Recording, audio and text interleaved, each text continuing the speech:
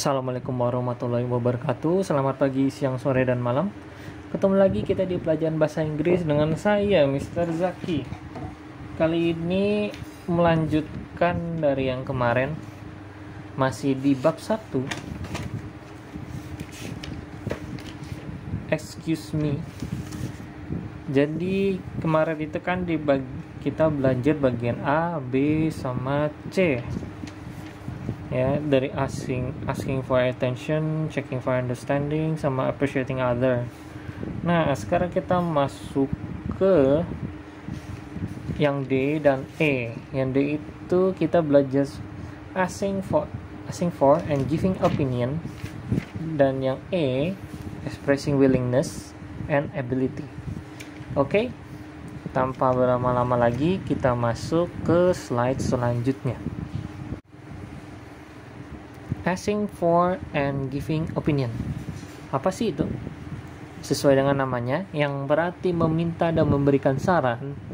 Asking for and giving opinion adalah ekspresi yang dimana seseorang meminta dan memberikan saran. Nah, di bawah itu ada contoh-contohnya tuh. Kita nanti bakalan sebut. Nanti saya ngomong duluan, baru nanti kalian, oke? Kita mulai. What's your opinion of? What about?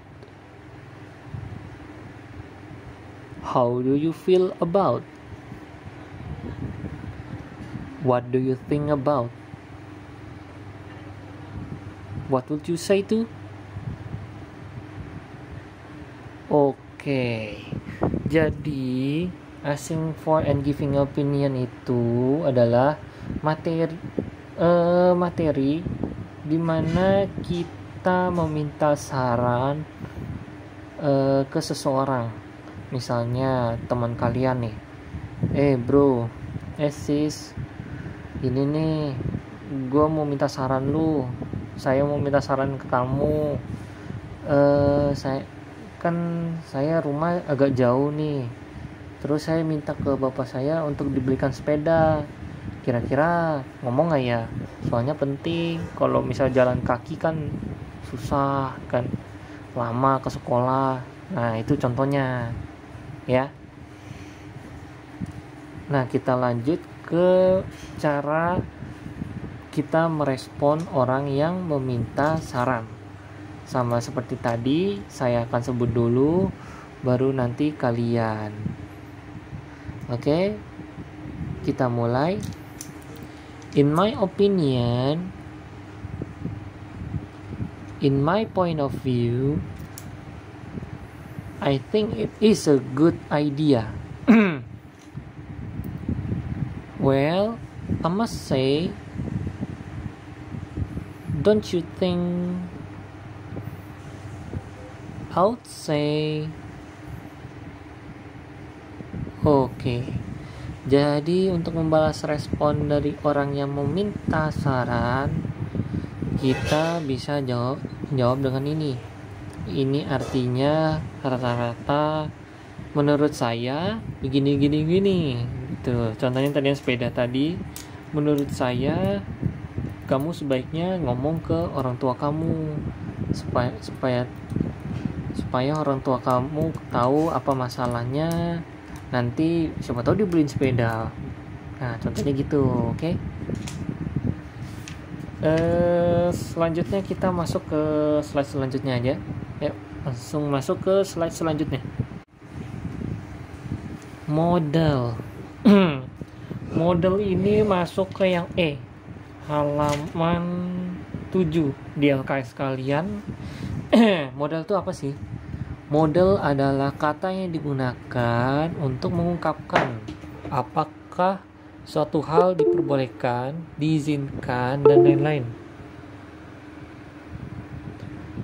Kali ini kita bakalan menunjukkan dua dari banyak hal yang bisa digunakan di model, yaitu ada willingness dan ability. Kalau misalkan kalian masih nanya di LKS halaman berapa, halaman 7 ya.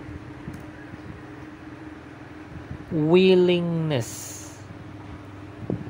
Willingness itu apa sih?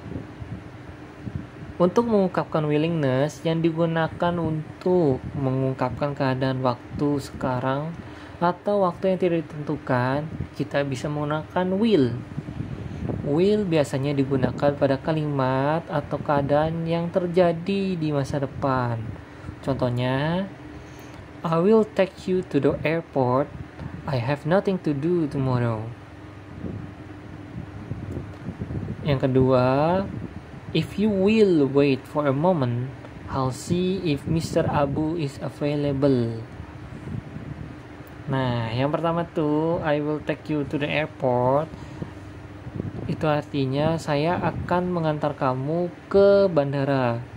I have nothing to do tomorrow artinya saya tidak melakukan apa-apa besok. Yang kedua tuh, if you will wait for a moment, jika kamu mau menunggu sebentar, saya akan mencari jika Bapak Abu ada. Available itu artinya ada. Kita lanjut, kebalikannya dari tadi kan awalnya ada will kan. Nah, sekarang kita pakai yang will not atau bisa disingkat dengan won't. Will not atau won't adalah ekspresi yang menunjukkan ketidaksanggupan untuk melakukan sesuatu atau penolakan. Contohnya, there's no point in talking to him, he won't listen. Artinya, percuma berbicara dengan dia tidak akan mendengarkan. Yang kedua, my car won't start. I'll have to take the bus. Mobil saya tidak hidup. Saya akan mengendarai atau menaiki bus. Contohnya begitu ya.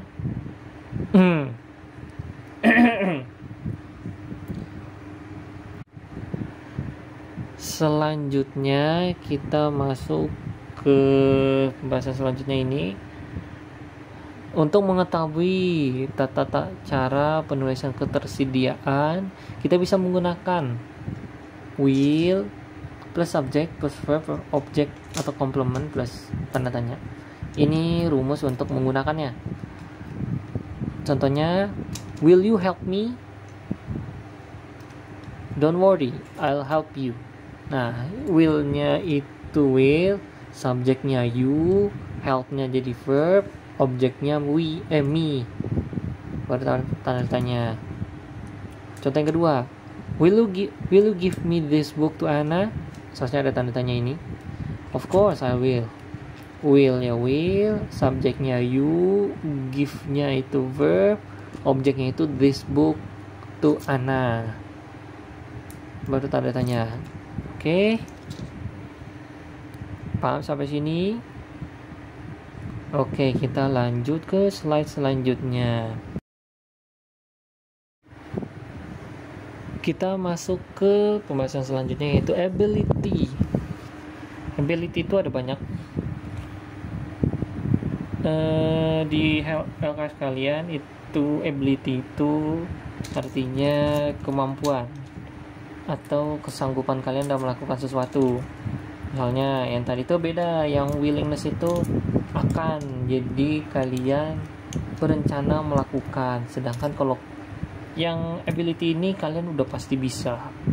Contohnya kita satu-satu. Yang pertama yang can plus verb, contohnya Catherine can play the flute. Can-nya itu can, verb-nya itu play. Lanjut yang SMR, able to plus verb, contohnya Thomas is able to play the piano. Jadi kita pakai is. Kenapa pakai is? Karena Thomas